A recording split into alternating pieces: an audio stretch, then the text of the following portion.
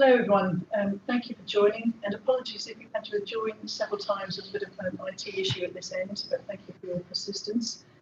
My name is Diane Deller and I work in the tax consulting arm of Tax Assist, based in Norwich, so deal with colleagues all over the country, all over the UK. For those of you who don't know, Tax Assist is a network of accountants which operates in offices in all reaches of the country, including Northern Ireland, and we have over 80,000 clients at the last count. So we see quite a mixed range of work, but we are principally aimed at small businesses.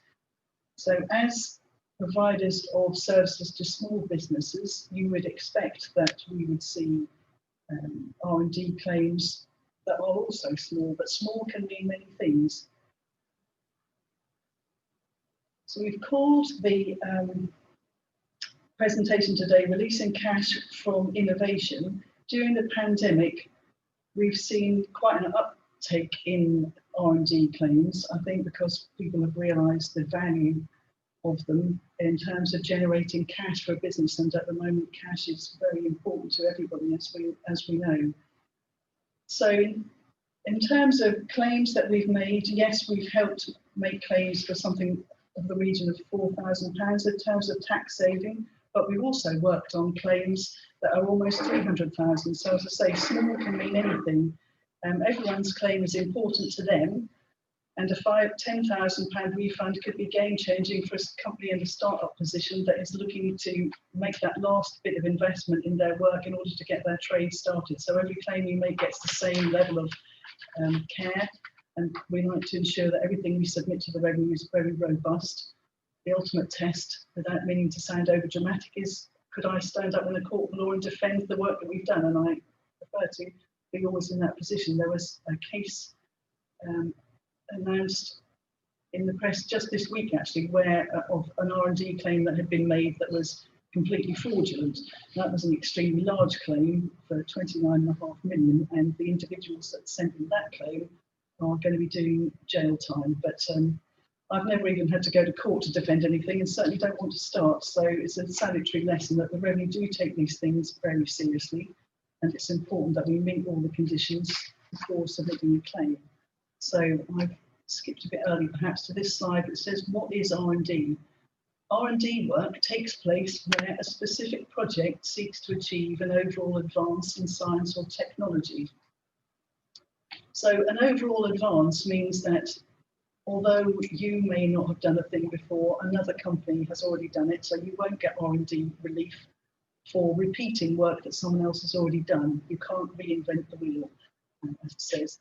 Also, if it's something that a competent professional could fairly easily resolve, then that is not going to be an overall advance in knowledge. And it's the first thing we have to worry about, really. Is this a new piece of work that's really being done, or is it something that you come to company? And there is some replication across the country, inevitably. You can do Google research to find a product that you want, and that may be why you end up doing the work yourself in terms of R&D. But if you find that no one else very easily you can't easily find that someone else is doing that work, then that's probably enough to satisfy yourself that what you're doing is genuine R&D.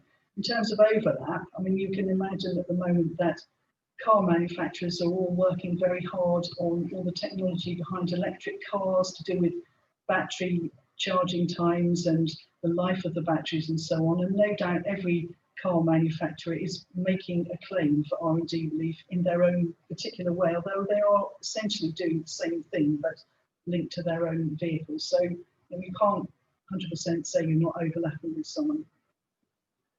One thing to be particularly careful about is product development. Every new product is not necessarily R&D. It might just be great product design. And so that's something we spend quite a lot of time talking to people about at the beginning of the claim process. We've seen quite a lot of the boutique firms targeting construction companies at the moment, and construction is not necessarily natural territory for an R&D claim, but it's not to say that it doesn't exist.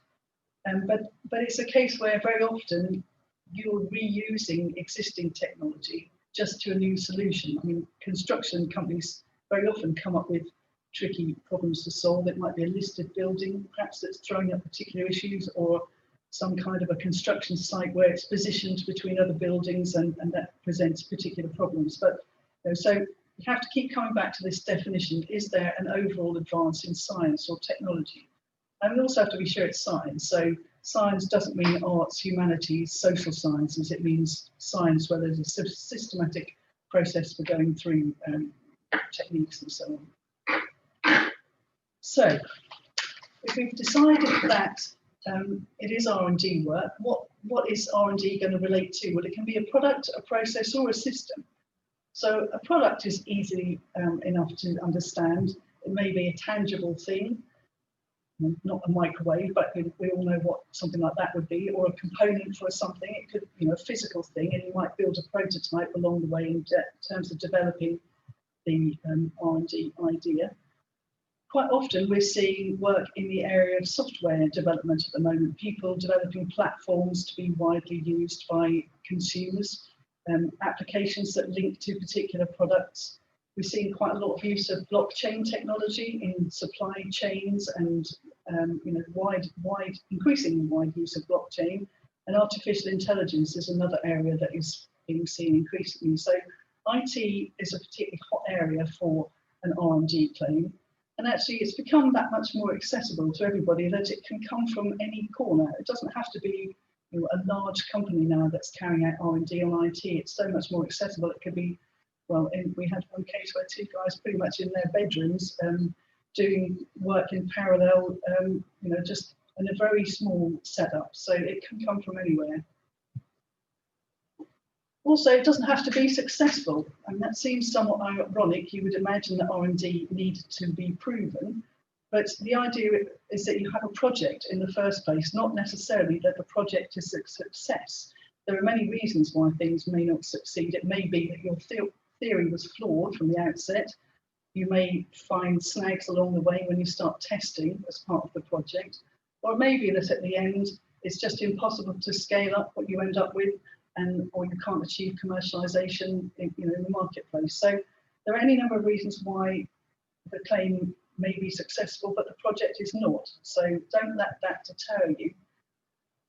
There have been, apparently in the year to 31st of March 2019, more than 59,000 claims, according to revenue figures published in September, and 52 of those were for small and medium-sized enterprises, and I'll explain the difference on that later, small versus the large type of claims. 46% apparently of those claims were for companies that are less than 10 years old. So that tells you that a vast proportion of this work is being done in startup companies, in innovative new technology settings where the funding from an R&D claim can be absolutely vital. Why do the government keep funding R&D? Well, because basically it pays for itself. Tax, in fact, is quite a political animal. It drives behaviours, and the government obviously don't want innovation to go abroad, particularly with Brexit looming. So I think R&D is here to stay for the foreseeable future. And they know that ultimately, if they help companies launch a new product and they grow their business, then that puts tax back into the economy, which exceeds the relief they give in the first place. So it's a win-win, really. So how much is the relief worth? Well, in the small and medium enterprise regime, you'll see rates mentioned of 130% or 230%. And 130% is the extra relief that you get for tax purposes. We should just think, what is a small, medium enterprise to start with? Well, it's less than 500 employees and either a turnover, which is less than 100 million euros, or gross assets that are less than 86 million.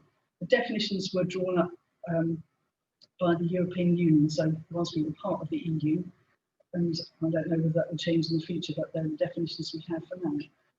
So essentially it means for every £100 you spend, for tax purposes, you get a deduction of £230.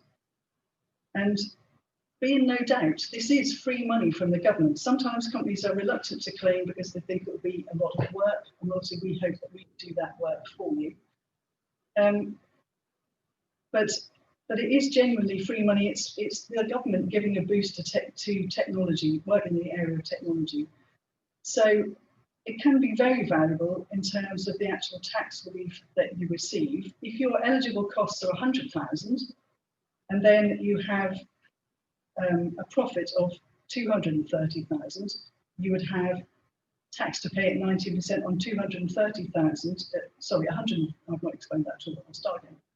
You've got a profit before costs that are eligible for an R&D claim of 230. Your eligible costs just for R&D are 100,000. So your profit is £130,000. That's before any enhancement under the R&D claim. You then add on another 130% for those eligible costs, and your profit is reduced to nil. So your tax saving is going to be 19% of that the £130,000 extra saving that you received. Alternatively, it may be that you are in a break-even position. So if your eligible costs were 100,000, and then you enhance them with 130% of R&D relief, you actually end up with a loss of 130,000. So the tax saving for a profit-making company is 19%. For a loss-making company, you have a choice. You can either carry forward that enhanced loss and you'll receive 19% relief on that enhanced loss in effect by setting that against profits in the future. And you do that if you knew that you were about to be in a profit-making position. On the other hand, if you are still in the midst of your R&D process and unlikely to make profits in the near future, many people think they'd rather have the cash now, so bird in the hand kind of approach. And where you have a repayable credit, this is calculated at a lower rate of 14.5%. So lower than the normal 19%, but then again, you haven't paid tax on that profit in the first place. So it's a pretty generous relief. And I've got a slide later that reflects the effective rate benefit that you get from a claim in a loss-making position. Where there is a loss, we have to bear in mind this rule. So the repayable tax credit is the lower of the unrelieved trading loss and 230% of eligible expenditure. That can restrict the claim slightly, but and it gets quite nuanced where you've got a position where you start with a profit, you deduct some costs, and then after the R&D claim, you end up with a loss. And you may have already paid tax and you're claiming the position, making the claim later on after the year end, and you've already paid the corporation tax. So you can end up with a refund of all the tax you've paid and a bit of a top up on top at 14.5%. So the computation comes sort of at the end of the process, really.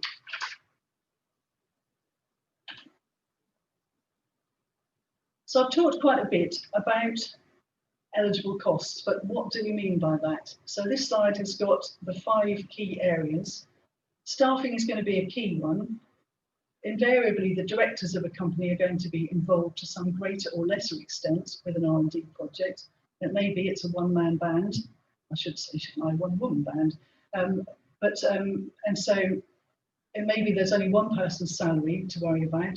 And directors very often also paying themselves dividends. Dividends are not going to be deductible for the purpose of an R&D claim, but staffing costs does include pension contributions and the employer's national insurance on gross pay. So that makes it quite a lot more valuable than you might have just thought it was just a gross salary. Where you've got staffing, it may be there's a director and a key person working on the R&D in a more dedicated fashion. And so in that situation, you would look at the time that was spent and make a sensible apportionment if you don't have detailed timesheets to go to. The record keeping is not prescribed with an R&D claim, but in order to defend a claim, to make sure it's robust, the better the records, obviously the better the outcome if you're challenged by the revenue. If the director is only peripherally involved, then you think about what time was spent in a board meeting, for instance. It could be he was only 10% involved. On the other hand, if it's the driving force, it could be 75% of time for a director, maybe even more, but some time that a director spends is inevitably going to be spent in running the business. On the other hand, if you've got a dedicated R&D personnel, then their time is clearly going to be 100% for R&D, so that's an easy one to work out. The next item, software or consumable items. Software is fairly obvious, but software tends increasingly to be bought on a shared basis, by which I mean, in the past, when this relief was first introduced in 2000, maybe you were buying computer screens, laptops specifically for R&D. That's very rarely going to be the case now, unless it's a very IT-heavy testing kind of a project. So there will be some sharing of software type items, most likely, between the R&D project and the general working of the business. So again, in discussing the matter and looking at time spent and so on, we'd come up with an apportionment of software and anything else that was consumed. If you run a premises which is dedicated to R&D, electricity, heat and light, that's an obvious 100% claim. On the other hand, again, maybe there's R&D testing going on in an existing building. Electricity is something you'd have to be a bit careful about, because it needs to be clear that there was an appreciable increase in consumption, and then you need to work out a suitable apportionment. Much easier is to pick up the costs of materials that you might use in manufacturing a prototype of your product before you come to market it.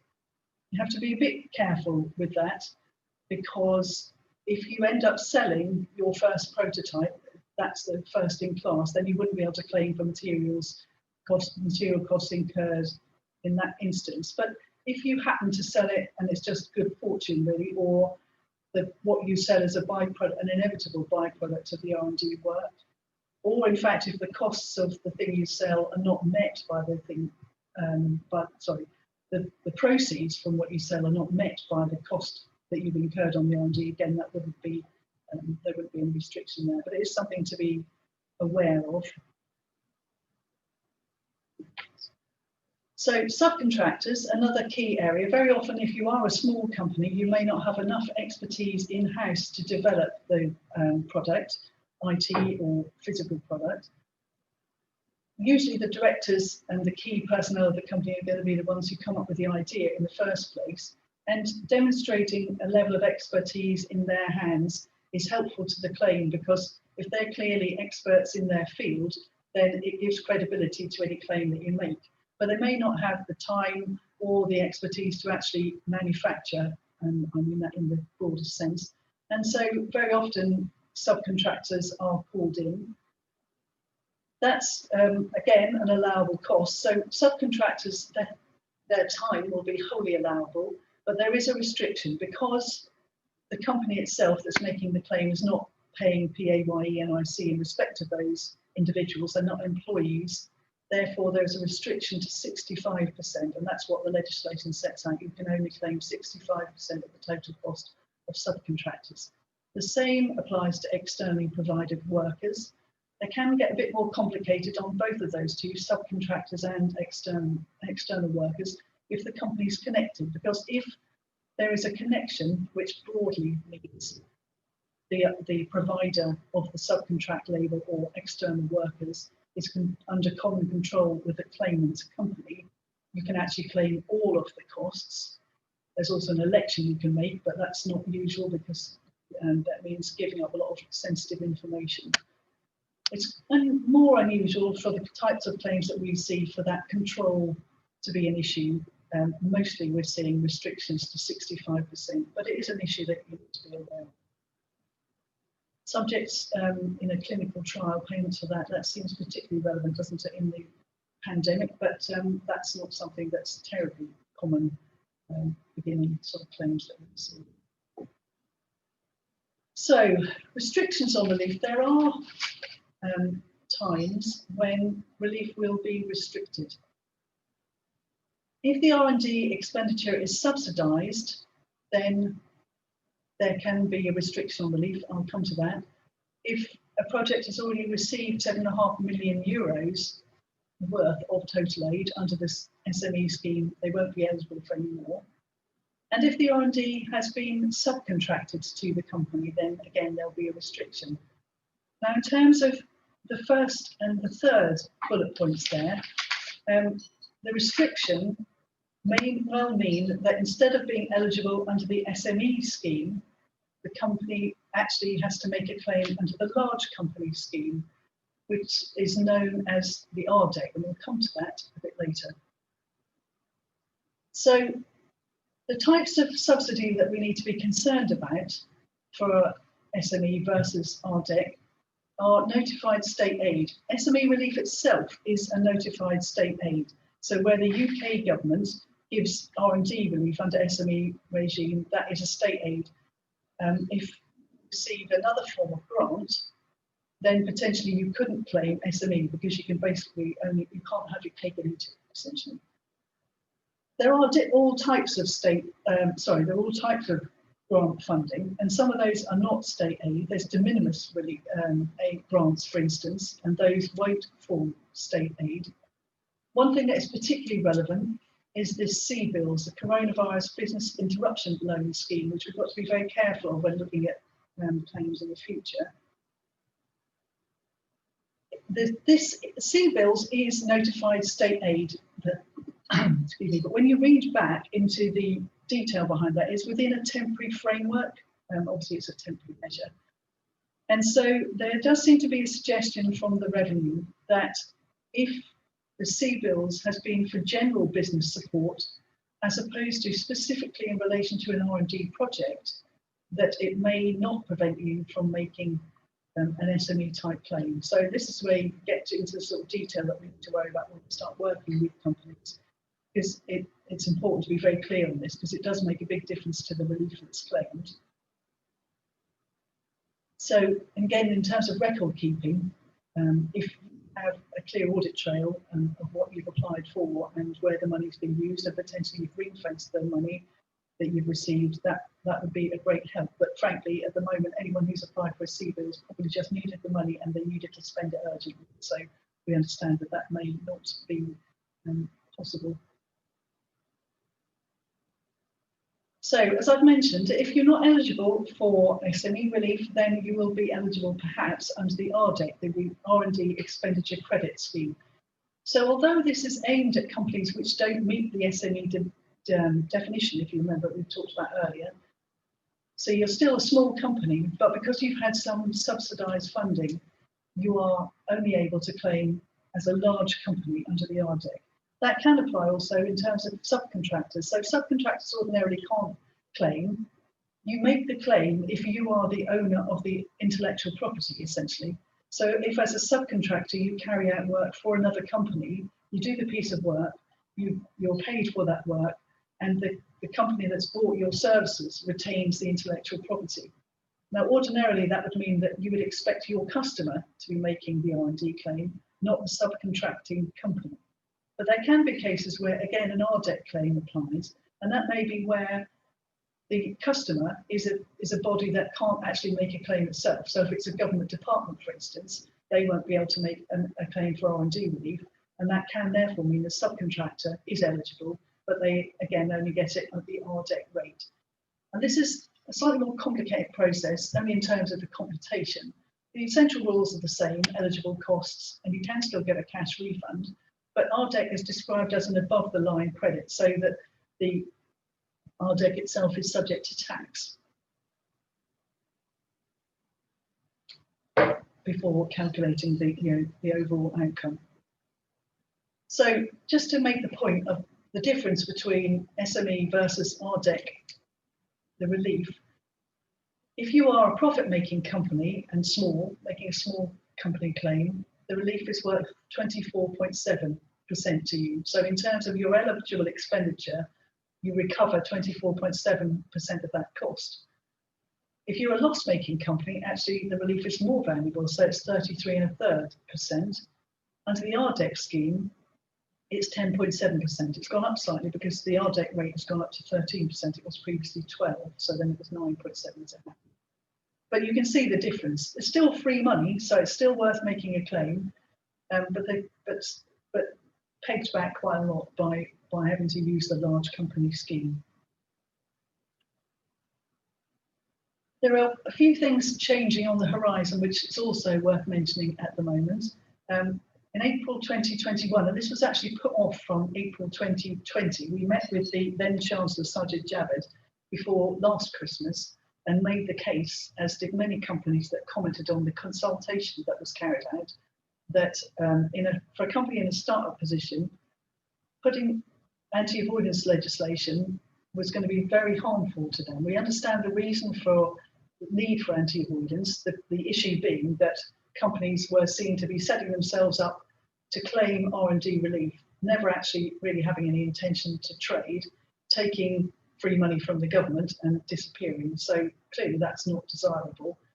But in the beginning, small companies very often can't afford to pay themselves. I've had several conversations with people. I've said, what are your costs? We talk about the project. Yes, it sounds like a great project. What costs have you incurred? Well, I've pretty much done it in my own time. And unfortunately, if there are no costs, there's no claim. So if you cut out staff costs, which can be very, if you cut out a claim because of the level of staff costs in a small company, that could be very damaging. And you'll see that this cap is linked to the PAYE and NIC liability that the company pays, which clearly is linked to staff costs. So if you're not paying anybody, you're not paying any PAYE and NIC either. If you have got salaries, then the limit is 20,000 plus 300% of that tax national insurance liability. So anyone making a claim for £20,000 or less is not going to be affected. If it goes above 20,000, then the cap starts to apply, and the excess, the unrelieved losses, will be carried forward. So it's still worth making a claim, but you can't claim the immediate cash refund on all of it. You can only claim part of that, and you would have to carry forward the rest of the losses and anticipate 19% relief in the future. How long have you got to make a claim? Well, as we've seen during the pandemic, lots of people waking up to the idea of R&D are finding that actually they can go back a little bit further than they thought. So we're in December now. It would be a bit of a stretch to get a claim completed by the 31st of December this year, I think. But technically, theoretically, you are still in time to make a claim in respect of your year ended 31st of December 2018, because you have 2 years from the end of the accounting period when the eligible costs were incurred in which to make a claim. Realistically, 31st of January 2019 is probably the earliest, unless it's very significant and everybody pulled out all the stops. But you have 2 years anyway to make a claim. So, hopefully I didn't rattle through that too quickly. There's quite a lot of ground there.